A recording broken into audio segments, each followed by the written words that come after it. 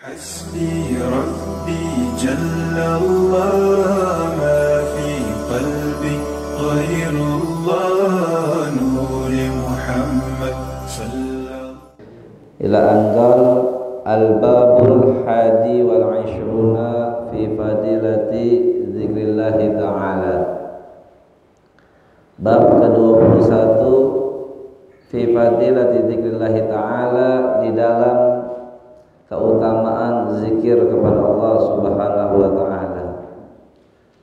Zikir adalah mengingat Allah dengan menyebut nama Allah, baik itu ya dengan Asmaul Husna ataupun dengan zikir yang memang warid ya, datang dari diajarkan oleh baginda Rasulullah sallallahu alaihi wasallam, ataupun dengan lafaz sendiri, ya itu juga enggak jadi masalah. Yang penting adalah mengingat Allah Subhanahu wa taala. Baik itu dia ingat dengan nama Allah sendiri, Allah, Allah, Allah, itu juga sama masuk dalam kategori zikir kepada Allah Subhanahu wa taala. Qala Allah taala, fadhkuruni adzkurkum washkuruli wala takfurun. Allah berfirman dalam Al-Quran, fadhkuruni, hei Bani Adam, ingatlah kalian kepadaku, adzkurukum, niscaya aku akan ingat kalian, washkuruli, dan bersyukurlah kalian akan nikmat-nikmatku, wala takfurun, dan janganlah kalian mengingkari atau mengkufurkan nikmat tersebut. Perintah ini adalah kalau semua dinisbatkan, disandarkan dari Allah, itu biasanya wajib ya. Kecuali ada hal-hal yang mengatakan atau menguatkan bahwasanya itu hukumnya mubah, sunnah, dan lain sebagainya. Jadi pada dasarnya perintah Allah di Al-Quran itu sifatnya wajib. Al-amr tadullu ala wujub, perintah menunjukkan atas wajib, illa ma dalla alaihi ya bikhilafihi, kecuali ada qarinah atau dalil yang menunjukkan pada selain yang wajib. Ikhtalafal ulama'u fi dzalika, faqala Ibnu Abbas, uzkuruni bi ta'ati azkurukum bi ma'unati. Ulama berbeda pendapat dalam memaknai dan mentafsirkan maksud dari ayat ini. Apa itu uzkuruni azkurukum? Ayat ini dikatakan oleh ulama sangat banyak maknanya. Di antaranya Imam Ibnu Abbas mengatakan, uzkuruni bi ta'ati, ingatlah kalian dengan taat kepadaku, azkurukum bi ma'unati, niscaya aku akan ingat kepada kalian, bi ma'unati, yaitu dengan pertolongan dariku. Jadi kalau kita ingat dengan menjalankan taat, jadi maksud ingat bukan hanya zikir tetapi ketaatan, seperti perintah salat 5 waktu. Maka ini kalau sudah kita jalankan, Allah akan memberikan pertolongan kepada kita. Makanya dalam surat Al-Fatihah kan iyyaka na'budu wa iyyaka nasta'in. Jadi ibadah dulu baru pertolongan Allah datang. Jadi enggak ada ya istilahnya Allah menolong kepada hambanya yang tidak beribadah. Itu maksud dari kata-kata uzkuruni. Pertama versinya dari Imam Abdullah Ibnu Abbas. Wa qala Sa'id ibnu Jubair, dan berkata Imam Sa'id ibnu Jubair, uzkuruni bi ta'ati azkurukum bi maghfirati. Maksud kategori yang disebutkan zikir ini adalah tetap sama dengan versinya Abdullah ibn Abbas, yaitu ingatlah kalian dengan menjalankan taat kepadaku, azkurukum bi maghfirati, maka aku akan ingat kepada kalian balasannya bi maghfirati, dengan ampunan dariku. Jadi dosa yang kita lakukan akan dilebur dengan ketaatan gitu. Makanya dosa kecil bisa hilang kalau kita melaksanakan ya dosa kecil. Kalau kita ketahui bahwasanya makna dosa itu sebetulnya nggak ada yang kecil. Jadi kalau di kitab Zawajir Aniktirafil Kabair karangan Syekh bin Hajar Al-Haytami, pengertian definisi dosa besar dan kecil itu beda-beda. Pokoknya segala dosa yang dinaskan dalam Al-Quran dan biasanya diancam dengan hukuman itu biasanya dosa besar. Sebaliknya kalau enggak disebutkan dalam Al-Quran itu disebut dengan dosa kecil. Ada yang bilang dosa besar itu pokoknya adalah dosa yang dilakukan tanpa ada rasa takut. Jadi orang melaksanakannya itu dengan meremehkan. Tapi kalau kita melaksanakannya masih ada takut, itu ya berarti dosa kecil. Itu beda-beda. Ulama banyak ada ya kurang lebih dari pendapat itu 30 ulama memberikan definisi dosa besar dan dosa kecil. Terlepas dari pengertian dosa besar dan dosa kecil, Allah pastinya akan mengampuni ya dengan dosa-dosa yang kita lakukan, kita hapus dengan taat kita. Ya, ittaqillah haitsu ma kunta watbi'il hasanata tamhuha. Jadi Allah pertama perintahkan dengan takwa kepadanya. Kemudian Allah memerintahkan watbi'il hasanah, watbi'is sayyi'atal hasanah, dan iringilah setiap keburukan kita dengan berbuat hasanah, kebaikan. Tamhuha, yang mana itu kebaikan akan menghapus keburukan kita. Jadi ini menunjukkan bahwasanya amalan taat itu bisa menghapus, bisa mengampuni daripada dosa-dosa kita ya. Makanya kita biar kata dosa kecil, jangan sampai ada meremehkan dosa kecil itu. Kalau kita remehkan maka bisa berubah menjadi dosa besar. Ada yang mengatakan dosa kecil jika dilakukan terus menerus, al-israr minas shaghair yutabar minal kabair. Dosa kecil kalau dianggap remeh, dilakukan berulang-ulang tanpa ada penyesalan, maka berubah menjadi dosa besar. Nah, kalau sudah dosa besar, maka Allah tidak ampuni kecuali dengan dua perkara. Yang pertama dengan betul-betul taubatan nasuha, dia taubat setobat-tobatnya dengan melaksanakan syarat taubat nasuha, itu 3 berhubungan dengan Allah. Yang pertama an-nadam, dia nyesal, nggak bakal melakukan lagi, nyesal. Yang kedua dia harus al-azm ala ya'uda alaih, dia menancapkan pada niat hatinya yang kuat tidak akan mengulangi lagi. Nah yang ketiga al-iqla, itu dia harus copot, dia harus buang semua sarana yang menyebabkan dia dosa. Itu 3 syarat. Tapi kalau dia masih sama, bahkan lemah dalam taubatnya, bukan taubatan nasuh. Tapi kalau ada hubungannya dengan hukukul adami, ditambah 1 lagi, yaitu dia harus mengembalikan hak-haknya atau sesuatu yang dia telah zalimi. Itu kalau ada hubungannya dengan manusia. Jadi dia taubatan nasuha tapi masih belum mengaku, ya dia pernah nyolong, itu harus diakuin. Dan gimana nanti kedepannya, apakah diimpasin atau dia bayar gitu. Makanya dalam pemberian hutang itu ya hati-hati. Kalau bisa kita nyatet, siapa tahu kita nggak ada umur, itu ada catatan ahli waris nanti bayarin gitu. Jangan sampai cuma bicara saja, jika ada piutang, ya hutang dan piutang maka berhubungan. Ya, pastinya orang lupa, yang ngutangin lupa, yang berhutang si mayat itu juga nggak nulis, selesai, maka nanti akan dituntut semuanya di hadapan Allah Subhanahu wa ta'ala. Itu yang kita takutkan. Lanjut, wa qala Fudail ibnu Iyad, fadhkuruni bi ta'ati azkurkum bi sawabi, Maksudnya dari uzkuruni azkurukum adalah ingatlah kalian dengan menjalankan taat kepadaku, azkurukum bisawabi, maka aku akan ingat kepada kalian bisawabi dengan aku berikan pahala di akhirat.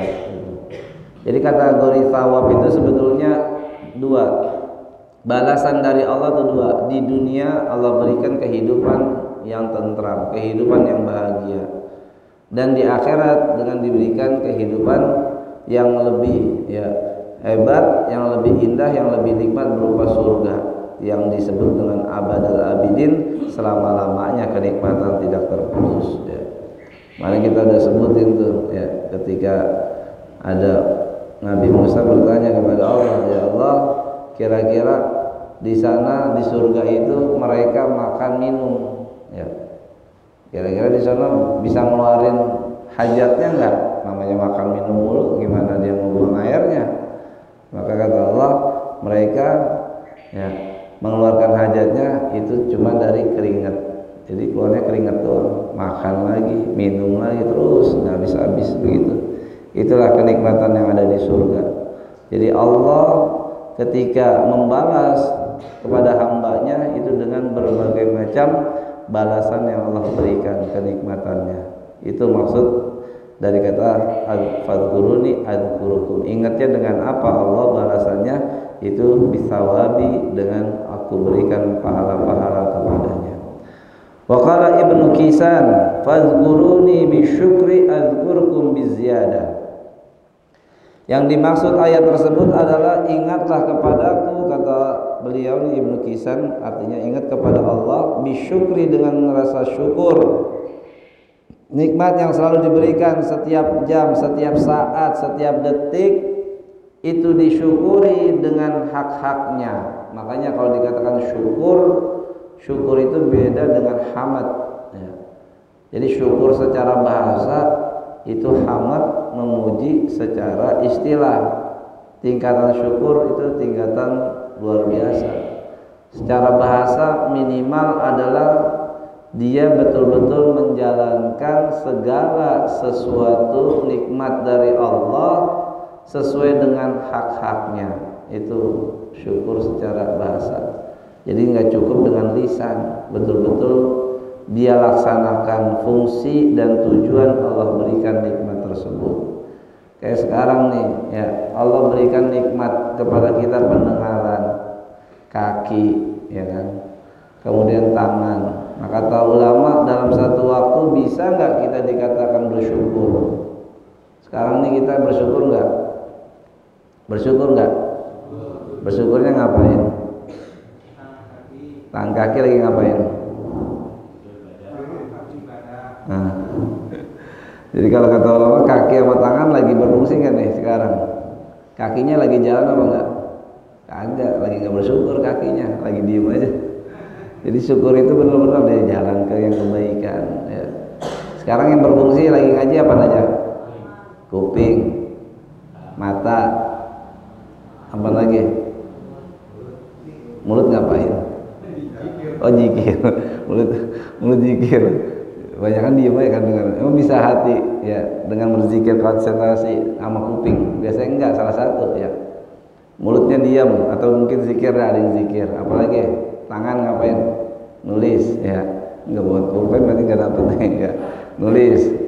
Mata ngeliat dan lain sebagainya. Itu contoh. Nah, dalam satu waktu kita nggak bisa dikatakan bersyukur, sulit. Makanya kata ulama, ada dalam satu waktu orang itu dianggap bersyukur secara istilah. Kalau tadi kan secara lughawi.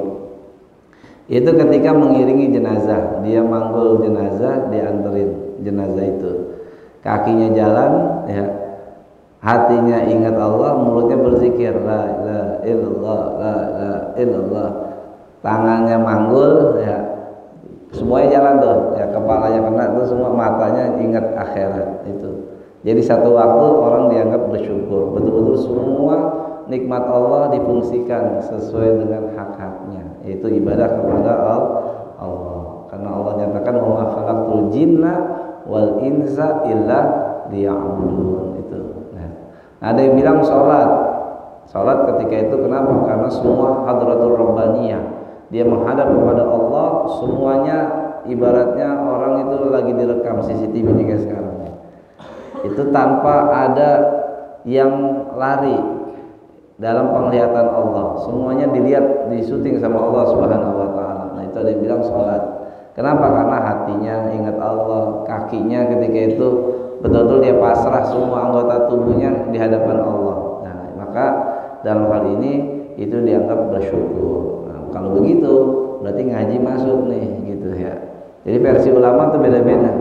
Nah, lagi-lagi kita disuguhkan dengan perbedaan ulama, tujuannya adalah agar rahmatan ya lana, sebagai kasih sayang buat kita.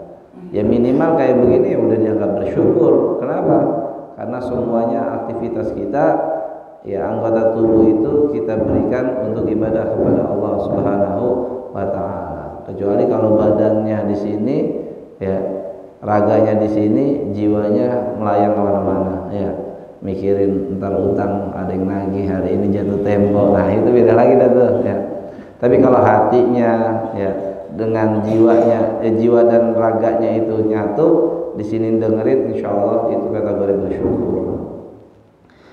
Kemudian dikatakan lagi, dengan kalian mengingat aku bersyukur, adzkurkum biziyadah. Aku ingat kepada kalian biziyadah, dengan aku tambahkan nikmat tersebut gitu. Makanya orang yang taat itu nggak habis-habis nikmatnya. Justru capek orang yang maksiat, ya dia capek nyari duit betul-betul sungguh-sungguh, nggak kaya-kaya, ya begitu-gitu aja. Dia punya duit pun nggak puas-puas, dia iri dengan orang yang ibadah. Itu bisa dia ibadah khusyuk, dia bisa ibadah pada waktunya, tapi saya sibuk dengan uang, saya nggak bisa, dia ngiri. Dia punya harta yang luar biasa, banyak dia tumpukin, tapi dia nggak bisa datang untuk ibadah pada Allah. Nah itu kesian. Jadi itu bukan nikmat tapi nikmah. Nikmah itu adalah azab ya. Dan itu adalah na'udzubillah istidraj.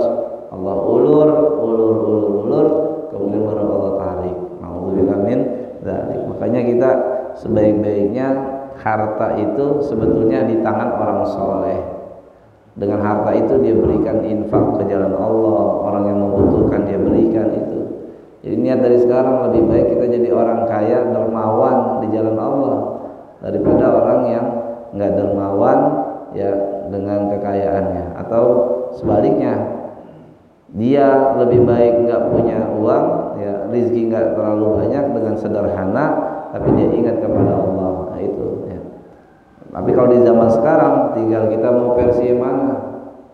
Jadi kalau ulama itu menyuguhkan tuh dua pilihan. Kita mau jadi orang yang miskin sekalian, mau jadi kaya sekalian, jangan tengah-tengah gitu. Tapi kalau kaya dia aturin sama syariat nih, kaya kalian untuk ini bla bla bla bla. Jadi semua udah ada porsi-porsinya. Karena itu semua hisab semua tuh nanti lebih lama. Semua harta dititipkan akan dimintai pertanggungjawaban di hadapan Allah. Nah kalau miskin ya benar-benar dia terima, ridho, ikhlas pembagiannya, jangan sampai dia ngeluh susah begini mulu gimana dan sebagainya. Makanya dari sini timbullah hadis Rasul sallallahu alaihi wasallam, kadal faqru ayyakuna kufra. Hampir kebanyakan kemiskinan menyebabkan orang kufur. Kufur itu bisa kufur nikmat, bisa kufur akidah. Kalau kufur nikmat berarti dia nggak bersyukur sama sang pemberi. Udah dikasih sehat dan dia nggak laksanakan. Tapi kalau kufur daripada akidah, na'udzubillah, itu bisa murtad dan itu keluar dari agama Islam. Na'udzubillah min dzalik. Itu dari kemiskinan. Nah makanya untuk menyelamatkan kita jangan sampai kufur, kita usahakan dengan ikhtiar sebaik-baiknya dengan harta, itu akan menjadikan kita semangat ibadah pada Allah Subhanahu wa taala. Niatin kita punya kendaraan, itu biar kendaraan kita menjadi saksi. Makanya disebutkan min sa'adatil mar'i, di antara kebahagiaan seseorang itu apa? An yakuna lahu markabun hani. Dia memiliki kendaraan yang bagus gitu. Itu bahagia orang kalau punya kendaraan yang bagus. daripada kendaraan nyusahin, mau ngaji mogok, ya kan. Tapi kalau kendaraan yang bagus dia bisa buat ngaji, bisa dalam 1 jam dia dapat 2 pengajian dan lain sebagainya. Jadi niatkan segala ya sarana yang kita miliki, harta yang kita miliki itu semuanya buat ibadah kepada Allah. Kalau motornya bagus, insya Allah dia sampai tepat waktu dan lain sebagainya. Seperti itu. Wakila udhkurni bitauhid wal iman. Nah, ini banyak banget versi-versinya ya.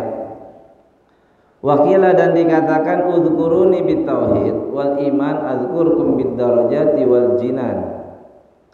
Ingatlah kepadaku bitauhidi dengan kalian mengesahkan diriku, wal imani dengan keimanan, adzkurukum niscaya aku ingat kepada kalian, bidarajati dengan aku tinggikan derajat kalian. Jadi derajat itu maksudnya adalah pangkat kedudukan kita di sisi manusia, kita akan mulia.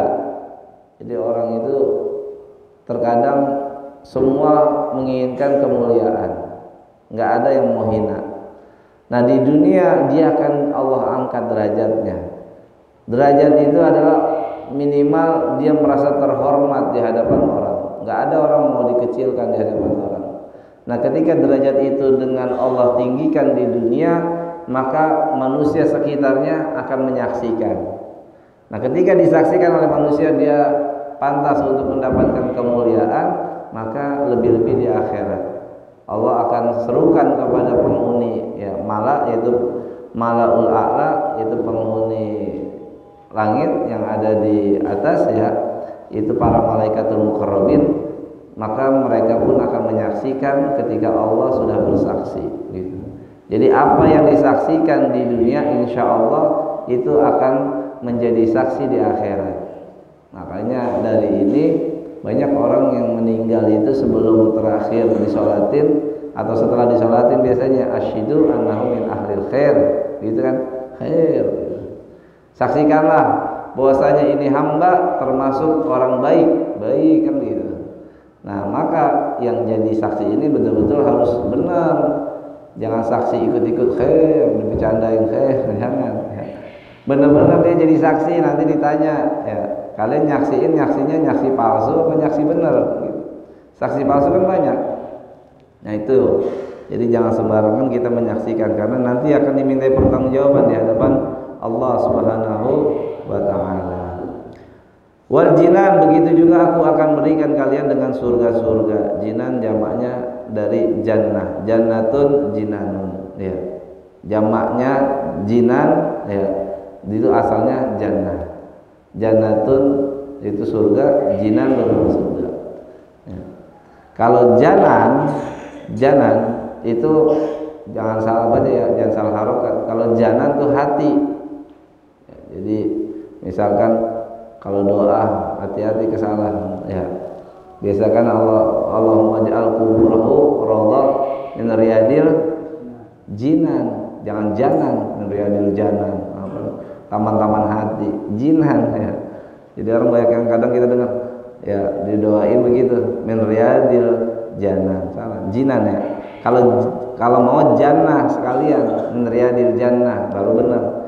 Jadi teman-teman dia hafal bahasa Arab, dia nggak ngerti, dibaca aja, dan itu terus menerus ya, apalagi datangnya dari orang yang udah disuruh doa, udah pede baca aja, nah itu salah artinya ya. Nah kalau salah arti berarti salah permintaan.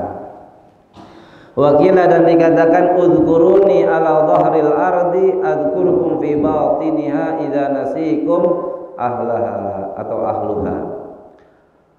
Ingatlah kepadaku ala zahril ardi, di atas permukaan bumi, adzkurukum fi batiniha, niscaya aku akan ingatkan pada kalian fi batiniha, di dalam batinnya atau dalamnya dari bumi, idza nasikum ahluha, jika melupakan kepada kalian ahluha, penduduk bumi. Jadi nggak usah takut, kita mah niatkan zikir itu karena Allah. Kalau orang masyarakat sekitar nggak ada yang ingat kita, nggak ada yang kenal sama kita, biarin, karena Allah sudah perkenalkan kita kepada penduduk yang ada di dalam bumi. Banyak makhluk-makhluk Allah yang lainnya akan takut ya ketika dia diingatkan bahwasanya ini adalah hambaku, maka dia akan urus semua penduduk yang gaib ya, yang tidak terlihat oleh mata. Idza nasikum ahluha wa qila udhkuruni fid dunya adhkurkum fil akhirah. Ingatlah kepadaku di dunia ini, adhkurkum fil akhirah, niscaya aku akan ingat kepada kalian fil akhirah, di akhirat. Jadi ingat di dunia, kalian akan diingat di akhirat oleh Allah Subhanahu wa taala. Wakila, ini tafsirnya banyak banget ya, kita bacain aja biar semuanya paham. Wakila, dan dikatakan maksudnya juga adalah uzkuruni bit ta'at azkurkum bil mu'afah. Ingatlah kepadaku dengan melaksanakan amal taat, azkurkum bil mu'afah, niscaya aku ingat kalian bil mu'afah, itu dengan afah, itu dengan maafan. Jadi dengan pengampunan. Jadi kita melakukan dari ya kayak tadi juga versinya sama. Dengan taat insyaallah Allah akan ampuni dosa-dosa kita. Wa qila udhkuruni bil khala wal mala adhkurkum bil khala wal mala. Ingatlah kepadaku bil khala, dengan sendirian, sunyi, enggak ada yang tahu, di kamar kita kunci pintu, kita menghadap Allah. Maka Allah pun akan ingat ketika sendirian, Allah sendiri ingat. Wal mala, begitu juga mala, yaitu dengan keramaian, jamaah. Kayak tadi sholat zikir bareng nggak apa-apa. Yang sebelahnya dengar, sebelahnya lagi dengar, yang ngantuk jadi bangun. Nah itu kan diingetin, nggak apa-apa. Ini dalil bahwasanya kita boleh berzikir sendirian, berzikir jamaah juga boleh. Makanya orang kadang kita heran ilmunya sedikit, udah main fatwa zikir jamaah bid'ah katanya. Pada sholat zikir diri-diri. Ya orang yang ngaji. Padahal itu akan menjadi saksi yang sebelah dengar, oh ini zikir kepada Allah, zikir kepada Allah. Minimal dia ngingetin. Yang tadinya nggak zikir, dia ngikut zikir. Banyak orang itu kan banyak yang apa itu yang ikut-ikutan, namanya apa? Latah ya. Banyak kan orang latah. Kita setel aja lagu dangdut. Apalagi kita sering dengar. Kira-kira ntar kita ngikut nyanyi nggak? Nyanyi ya. Apalagi lagu-lagu sekarang. Tes aja nyalain terus ada pada ngikut-ngikut ya. Kan ada tuh kalau di YouTube tuh, orang nyetel lagu tanpa disadari dia langsung refleks ngikutin gaya, ngikutin lagu itu. Nah kita juga sama zikir, orang tadinya nggak nginget atau nggak kenal atau mungkin tidak terlintas di hatinya, dia dengar la ilaha illallah, mulutnya ikut dengar la ilaha illallah, la ilaha illallah. Makanya apapun yang kita dengungkan di masyarakat atau mungkin di tempat jamaah kita, maka itu Allah pun akan mengingat kita secara jamaah yang ada di sekitar, yaitu minal malaikatil muqarrabin, di antara para malaikat yang dekat kepada Allah Subhanahu wa taala. Jadi semua yang ada di sisi Allah itu akan dikenalkan bahwasanya hambaku tersebut ingat kepadaku, maka kalian harus ingat kepada hambaku tersebut. Itu bil khala wal mala, khala sendiri, wal mala jamaah. Wa qila udhkuruni bin ni'mah wal raha adhkurkum fi syiddati wal bala. Ingatlah kepadaku pada waktu kalian mendapat nikmat. Jangan lupa lagi naik ya, rezekinya lancar, dia nggak ingat, salah. Ingat ketika dapat nikmat, warrafa, dan waktu senggang ya, waktu santai. Azkurkum fi syiddah, maka aku akan ingat kalian fi syiddah, ketika dalam kesulitan, wal bala, dan bencana. Ketika itu ya. Jadi jangan sampai ketika kita jatuh sulit, maka Allah nggak bantu kita. Nah kalau kita mau dibantu oleh Allah, maka ketika lagi dapat nikmat, duit lagi banyak, pokoknya ingat sama Allah.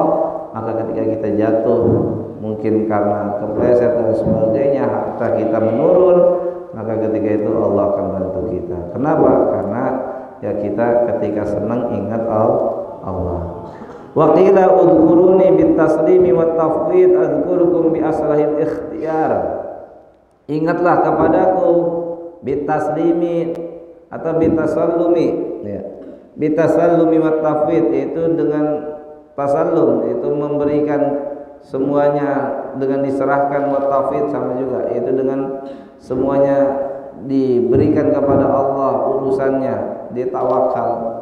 Pokoknya segala urusan saya kerjakan, hasilnya bagaimana Allah dah ya, yang penting saya mah udah apa, berikan ini semua semaksimal mungkin. Saya kerja, adapun hasilnya hari ini kerja, nanti saya serahkan kepada Allah. Jadi ingat, semuanya diserahin urusannya kepada Allah. Maka kata Allah, adzkurukum, aku ingat kalian bi asahil ikhtiar, yaitu dengan paling bagusnya ikhtiar. Maka kita diarahin sama Allah.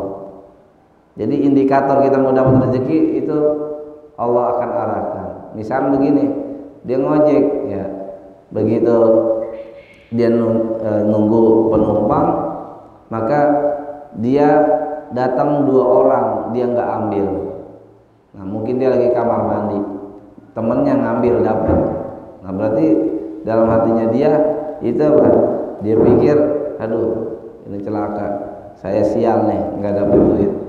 Nah kagak lama dari itu dapat kabar, ternyata ya motor temannya itu dicuri sama penumpang yang tadi yang 2 orang itu.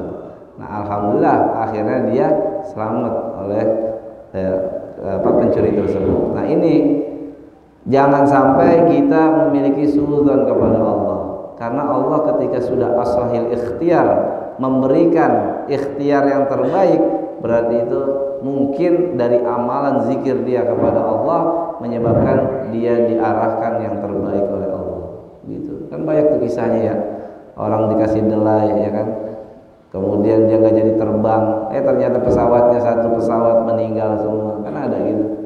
Nah makanya ya kita juga punya tetangga tuh kisahnya kan, yang semuanya satu keluarga meninggal, ada anak yang nggak ikut jalan-jalan kan gitu. Semuanya meninggal, dia nggak ikut jalan-jalan. Yang jalan-jalan itu nginep di satu tempat, akhirnya dia menghirup apa itu namanya, asap ya, asap belerang ya, itu akhirnya meninggal dalam satu waktu. Nah anak yang nggak ikut itu alhamdulillah selamat karena dia nggak ikut jalan-jalan. Tapi kalau kita ngelihat dari mungkin keluh kesahnya, dia nggak diajak, dia nyesal ya kan. Tapi ketika dia tahu, nah akhirnya dia bersyukur kepada Allah, masih Allah berikan nikmat. Artinya apa? Dalam hal ini serahkan semua urusan kita kepada Allah. Setelah ikhtiar, maka yakinkan ikhtiar itu adalah ikhtiar yang terbaik yang sudah Allah pilihkan kepada kita. Jadi kita jangan suudzon sama Allah. Wakila udhkuruni bisyauqi wal mahabbah, ingatlah kepadaku bisyauq, dengan rasa rindu. Kita harus rindu kepada Allah dengan ingat kapan bisa bertemu dengan Allah, karena nikmat yang terbaik, nikmat yang terbesar di surga adalah melihat wujudnya Allah Subhanahu wa ta'ala. Itu nikmatul kubra. Dan orang yang di surga belum tentu dapat melihat Allah. Dia mungkin hanya ngelihat sekilas. Ada yang melihatnya cuma sekali. Nah di sana semakin banyak yang melihat Allah, maka insya Allah dia berarti mendapatkan nikmat yang terbesar, dan dia nikmat yang paling besar dia dapatkan karena apa? Seringnya dia bertemu Allah, maka disitulah sering dia mendapatkan nikmat. Jadi ada hubungan erat antara seorang hamba dengan rindu kepada Allah. Itu yang dimaksud dengan udzkuruni adzkurukum. Jadi harus hadir dalam hati kita, kita rindu sama Allah. Wal mahabbah, dan timbulkan rasa cinta kepada Allah. Dengan apa? Ya dengan amalan-amalan kita yang terbaik. Kita nggak melakukan dari amalan taat kecuali karena cinta. Orang kalau udah cinta mah ya kan, apa saja juga dilakukan. Biar kata dia tidur malam, ya harus bangun, dia bangun. Itu mahabbah. Jadi kalau sudah itu bercampur dengan cinta, maka apapun yang sulit menjadi mudah. Makanya maqam mahabbah ini ya kita lihat pendiri gagasannya yang betul-betul dia mengamalkan teori mahabbah adalah Rabi'atul Adawiyah. Mahabbah. Kalau udah mahabbah, beliau mengatakan, aku ridha, aku rela dimasukkan oleh kekasihku ke neraka asalkan Allah ridha kepadaku. Karena yakin neraka yang segitu panasnya, yang kita tahu dahsyatnya panas yang ada di dunia itu sudah 70 ya serpihan dari faih jahanam, itu hembusan angin neraka jahanam. Itu jadi gimana panasnya neraka. Tapi beliau ridha masuk neraka kalau itu pilihan dari Allah Subhanahu wa taala. Kenapa ketika itu ditanya? Karena ya kalau saja kita sering dengar kisahnya Nabiullah Ibrahim, bagaimana api yang zatnya membakar tetapi bisa menjadi seperti ya es, seperti suhu yang dingin, sehingga dia selamat tanpa satu rambut pun, satu helai rambut pun yang terbakar. Itulah kalau sudah makom mahabbah, makom cinta. Maka kata Allah, ya ingatlah kalian kepadaku, yaitu dengan syauq wal mahabbah, versinya ulama nih, azkurkum bil wusli wal qurba, maka aku akan ingat kepada kalian bil wusli, dengan sambungnya, ya kalian seakan-akan itu ya anak dengan bapak, ya seperti anak dengan orang tua, wal qurbah, dan qurbah itu kerabat, seakan-akan keluarga sendiri. Kalau Allah sudah menjadikan kita seperti keluarganya, maka insya Allah apapun yang kita minta akan dikabul oleh Allah Subhanahu wa ta'ala. Wa qila uzkuruni bil majdi was sana azkurkum bil ata'i wal jaza.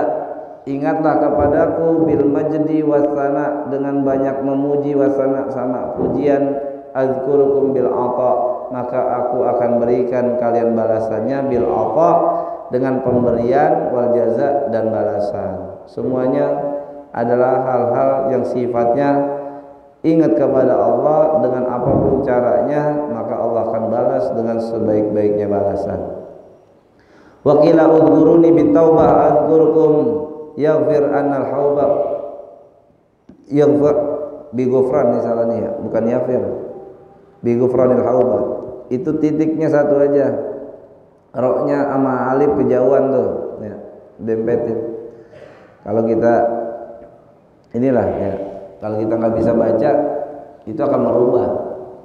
Makanya minimal orang itu nggak cukup bisa nahu, bisa sorof kalau baca kitab, dia harus punya dzauq. Ini salah gitu. Kalau seandainya menjadi musuhnya si pengarang itu bukannya si pembaca, tapi si pencetak nih, yang nyetak, yang ngedit, itu bisa direkayasa, bisa salah titik aja bisa berbahaya itu ya. Karena ada kisahnya tuh, ada orang belajar, begitu belajar dibuka lagi kitab yang lama. Ya, dia baca di situ titiknya hilang, akhirnya diprakteknya salah kalau ngikutin kitab itu.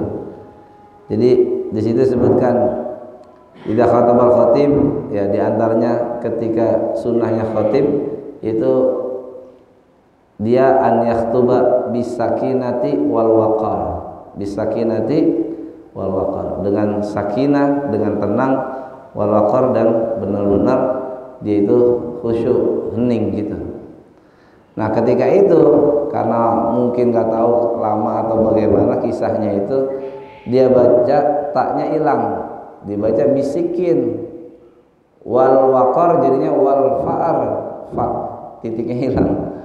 Jadi dia amalin itu, artinya apa bisikin wal fa'ar? Dengan apa? Tahu nggak?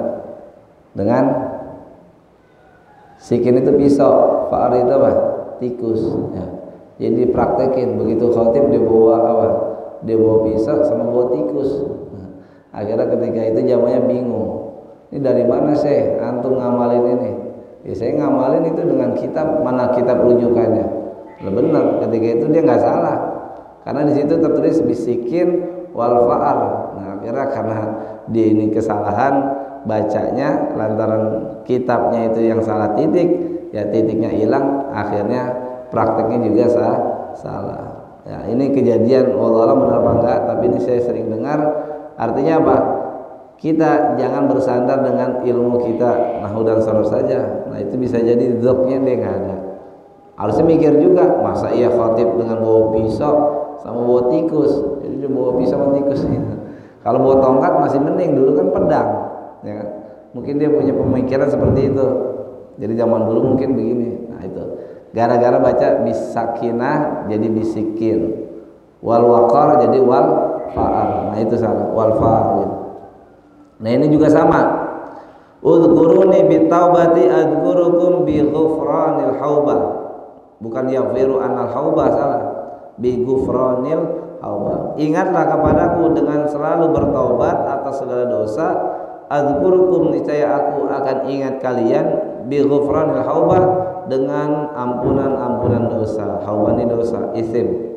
Jadi kalau kalian ya memiliki dosa, aku akan ampuni dosa-dosa kalian dengan syaratnya kalian pintar-pintar taubat.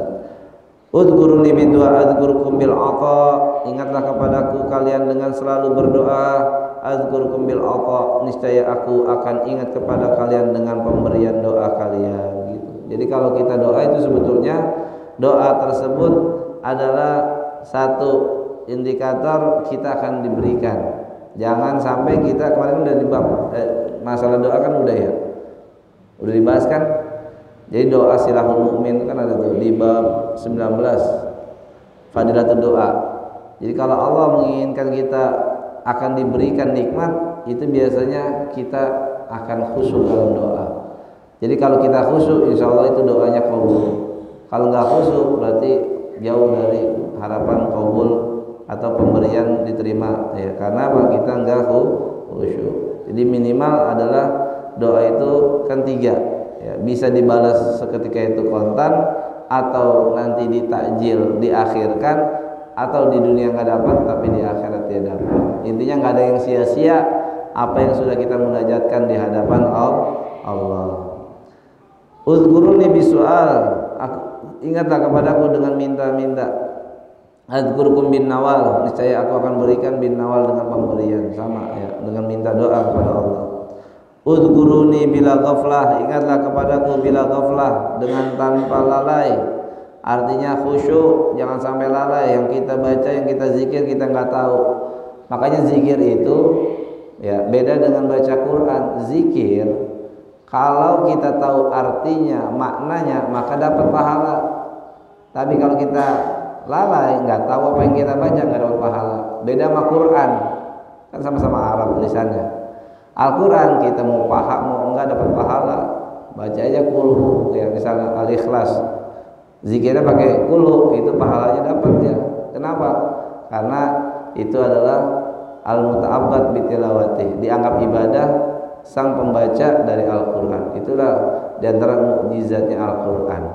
Mau paham mau enggak dibaca Quran dapat pahala, tapi zikir, doa, jangan sekali-sekali kita nggak tahu artinya. Kalau kita nggak tahu artinya, maka percuma, nggak dapat pahala. Jadi ingat ya, kita minimal lihat dulu nih atau tanya, nih zikir artinya apa gitu. Nggak apa-apa, rajin nanya, insya Allah dia nggak sia-sia.